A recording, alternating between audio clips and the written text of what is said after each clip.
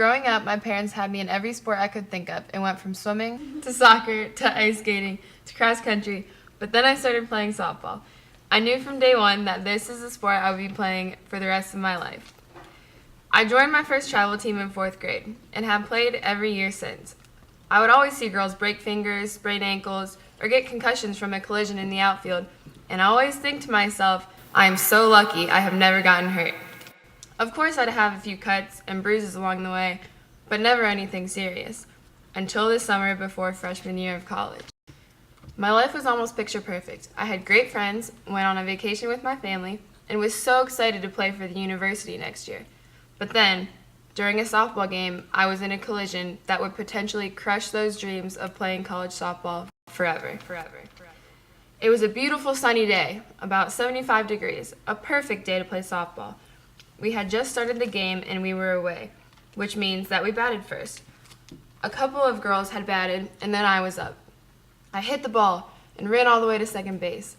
I then stole third and was in scoring position. Someone had hit a fly ball, so I tagged up and ran home. The catcher was blocking the plate, so I had to slide. I had nowhere else to slide but directly into her, so I sprinted as fast as I could, shut my eyes, and slid. I was down for the count. My left knee had been sliced open from her metal cleats.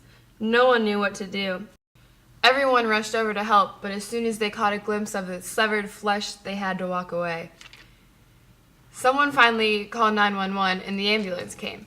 I have never been on a stretcher or rode in an ambulance, and it was actually kind of cool. When I got to the hospital, they numbed my knee and stitched it up. There were 3 stitches on the inside and 18 on the outside. Luckily, the cut had missed my patella tendon by an inch, so there was no serious damage. The doctors put medicine on it, wrapped me up, and then put me in a full leg cast.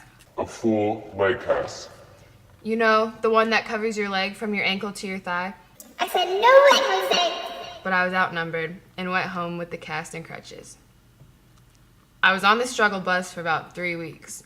I needed help to do everything, and by that, I mean everything. I couldn't go to the bathroom by myself, couldn't take a shower by myself, couldn't change my clothes by myself, and couldn't walk up the stairs by myself. It was a long 3 weeks of movies, boredom, and pity. My favorite days were the ones when my family would take me out of the house, even if it was just to dinner.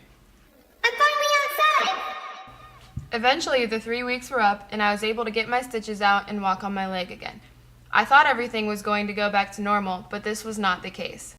It was the end of the summer of my senior year, and I couldn't swim, I couldn't go to Cedar Point, I couldn't hang out with my friends, I couldn't run, I couldn't jump. Everything sucked. But day by day, my leg healed and became stronger, and I was able to do normal things again, just in time for the start of my freshman year of college.